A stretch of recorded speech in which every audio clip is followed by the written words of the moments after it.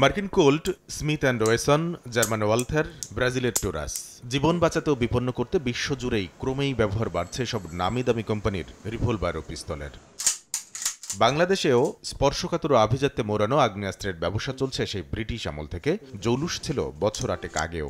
1.5 থেকে 2.5 লাখ টাকা দামের পিস্তল রিভলভারের চাহিদা বেশি বাংলাদেশে। So sophisticated, so prestigious, so sensitive a business. 7-8টা দোকান বন্ধ হয়ে গেছে, খুলে করতে পারছে না, তো বিক্রি করতে পারছে না। হঠাৎ ব্যবসা হারানোর কারণ কি? লাইসেন্স ফি বাড়াই দেওয়া বহু গুণ। একটা রিভলভার পিস্তল বিক্রি করতে প্রায় 18-20 হাজার টাকা যায়, লোকে নিরুৎসাহ হয়ে যাচ্ছে। অস্ত্র ব্যবসায় ধস নামানোর জন্য 2016 সালে করা যে নীতিমালাকে দায়ী করা হচ্ছে, সেখানে স্পষ্ট করে জানিয়ে দেয়া হয়েছে ব্যক্তি পর্যায়ে আগ্নেয়াস্ত্রের ব্যবহার নিরুৎসাহিত করতে চায় সরকার।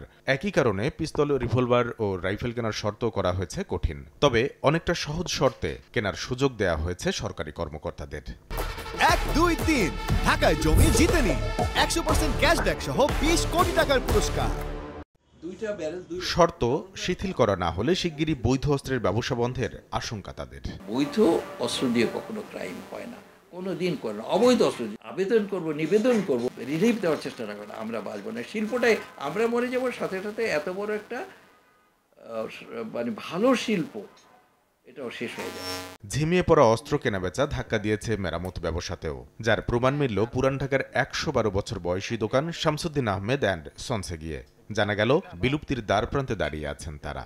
2023-এর অগাস্ট মাসে একটা লাস্ট গান বিক্রি করছি, এরপরে এখন আর বিক্রি হয়নি। নেক্সট প্রজন্ম যারা আছে তারা শিখতেছে না। অস্ত্র মেরামতে নিপুণ দক্ষতার কারণে 90-এর দশকে লন্ডনের আগ্নেয়াস্ত্র প্রস্তুতকারী একটি কারখানায় কাজের ডাক পেয়েছিলেন আবরার উদ্দিন আহমেদ। সরকার অনুমতি দিলে দেশেই গড়ে তুলতে চান অত্যাধুনিক অস্ত্র তৈরির কারখানা।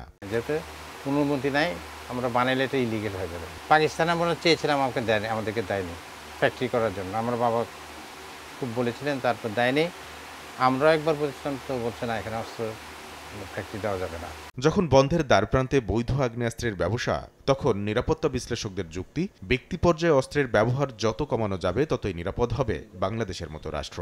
যখনই অস্ত্রের ব্যবহার রাষ্ট্র কর্তৃপক্ষের বাইরে, সেটা কোনো আইনি প্রক্রিয়ায় বৈধভাবে অবৈধভাবে হোক না কেন, সেই বৈধ অস্ত্রের অবৈধ ব্যবহারের বহু রকম ফাঁক ফোকর এবং সুযোগ সৃষ্টি হয়ে যায়। তবে বৈশ্বিক ঝুঁকি ও সক্ষমতা বিবেচনায় সরকারি নিয়ন্ত্রণে অস্ত্র উৎপাদনের পক্ষে রয়েছে তাদের ইতিবাচক অবস্থান।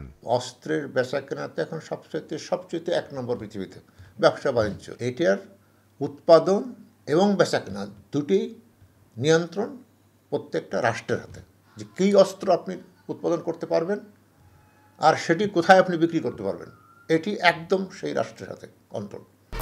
1, 2, 3 ঢাকায় জমি জিতে নিন 100% ক্যাশব্যাক সহ 20 কোটি টাকার পুরস্কার। বর্তমানে 84 জন ডিলারের মাধ্যমে সারা দেশে চলছে বৈধ আগ্নেয়াস্ত্রের ব্যবসা। বৈধ অস্ত্রের বিক্রি কমছে, বিপরীতে অবৈধ অস্ত্রের ব্যবহার বাড়ছে, যা জনজীবনকে ফেলছে হুমকিতে। বৈধ অস্ত্রের বাজার বাড়লে অবৈধদের দাপট কমবে বলে যে যুক্তি দেয়া হচ্ছে, নিশ্চয় জনপ্রশাসন ভেবেচিন্তে এমন কর্মকৌশল সাজাবে যেখানে নিরাপদ হবে সমাজ ও রাষ্ট্র, আর টিকে যাবে আভিজাত্যে মোড়ানো এই বৈধ অস্ত্রের ব্যবসা। কামরুল হাসান সবুজ, সময় সংবাদ, ঢাকা।